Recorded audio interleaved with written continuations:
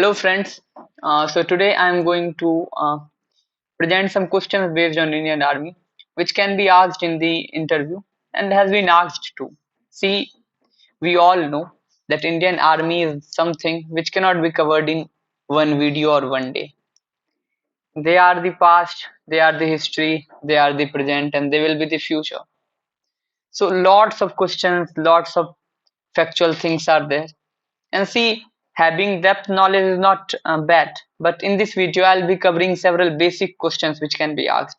And it is very much obvious that they'll be asking this type of basic questions.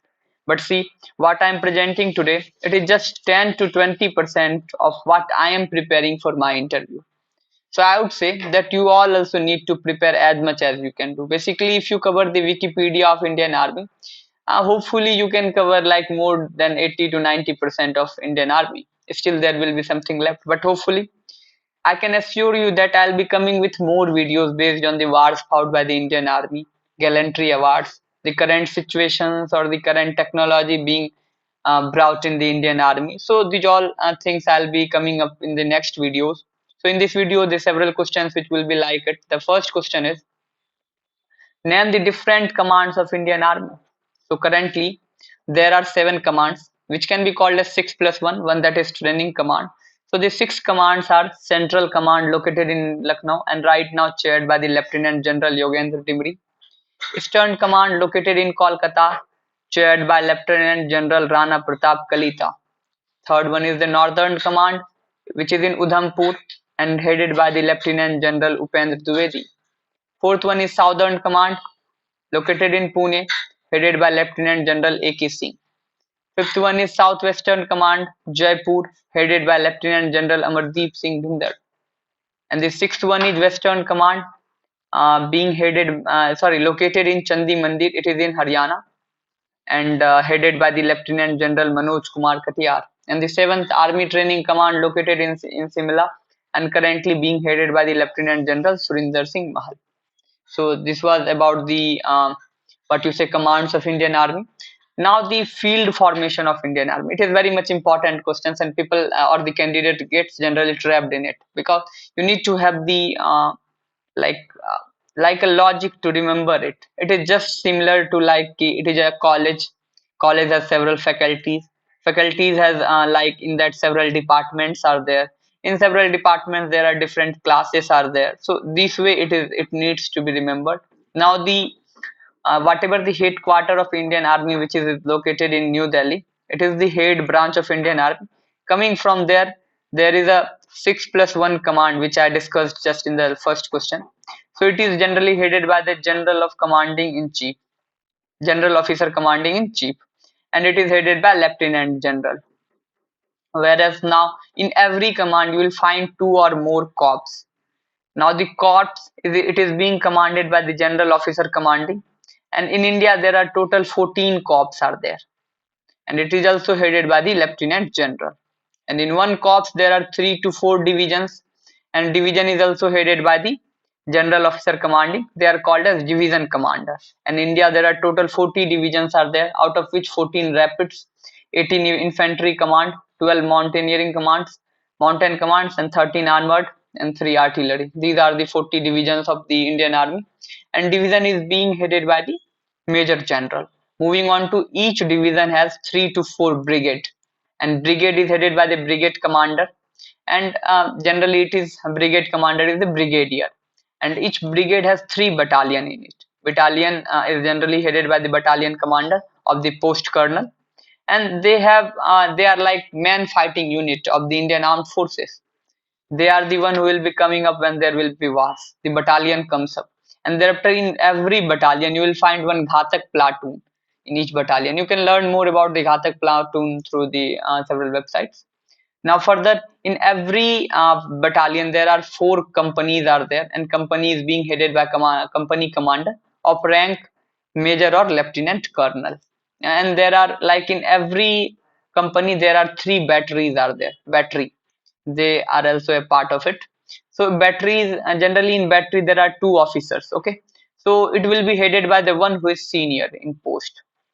And in battery there are 3 to 4 platoons are there, platoon is headed by the platoon commander of rank, junior commander officer they used to be. And thereafter, whereas now the last, the base comes to the section. It has total 10 personnel and it is being headed by Havaldar. So this is the formation, field formation of Indian Army.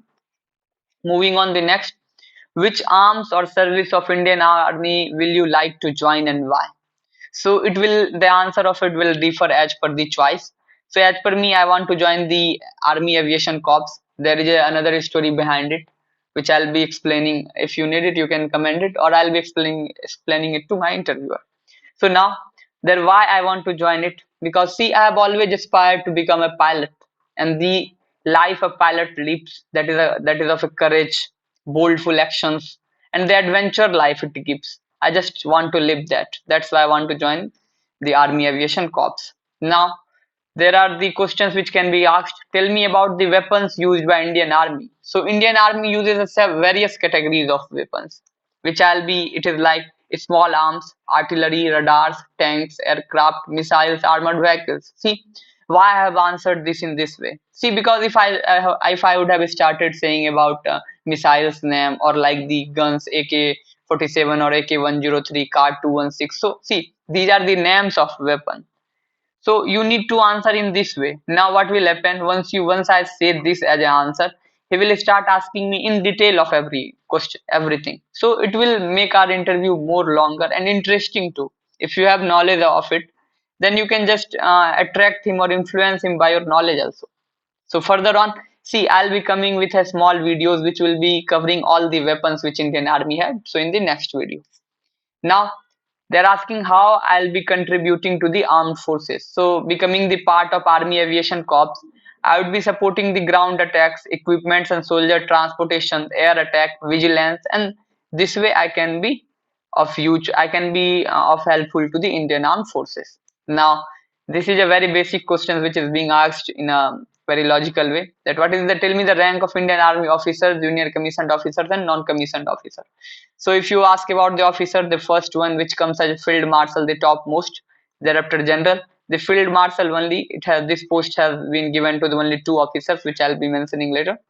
And thereafter it comes lieutenant general. These two are Sam Maniksaw and KM Kariappa.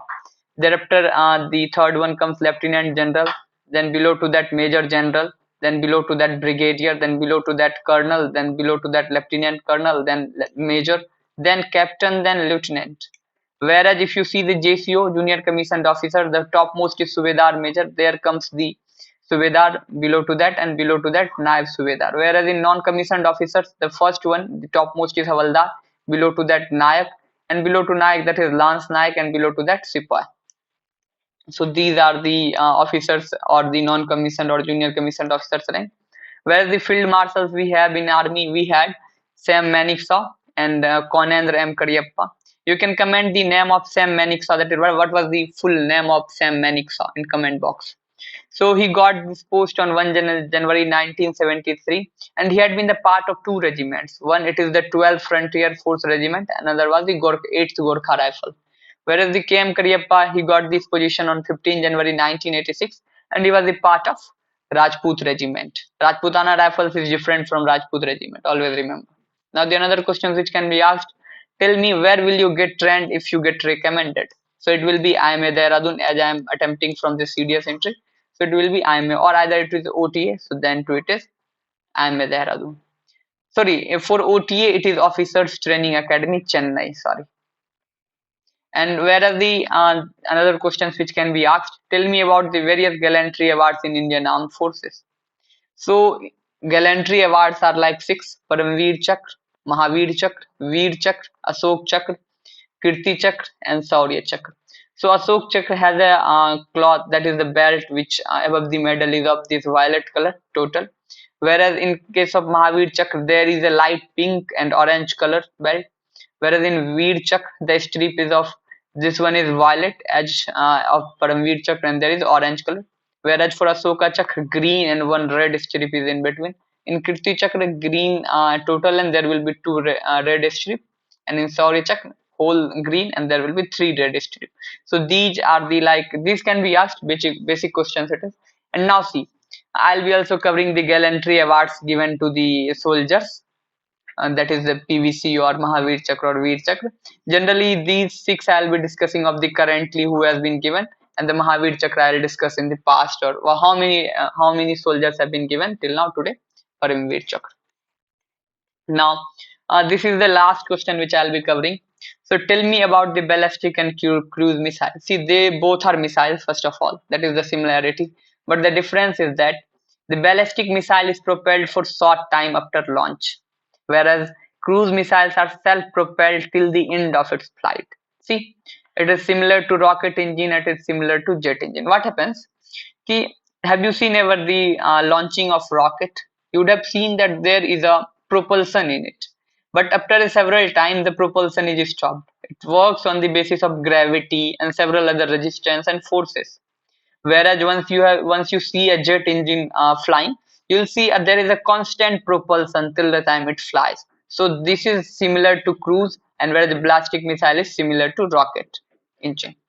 Now, generally, this ballistic missile will leave the can leave the Earth's atmosphere also. They go out of the Earth atmosphere and they again come back.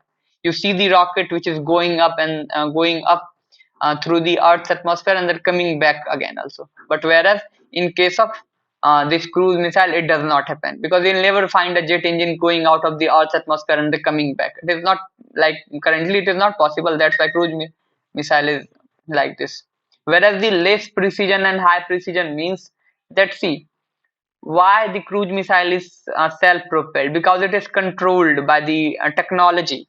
Once see, it can, its direction, its, that what you say, in location, its attacking point can be changed through the technology. Whereas in case of ballistic missiles, once it is fired, it is fired. It is like fire and forget type of thing. Whereas in case of cruise missile, it is not like that.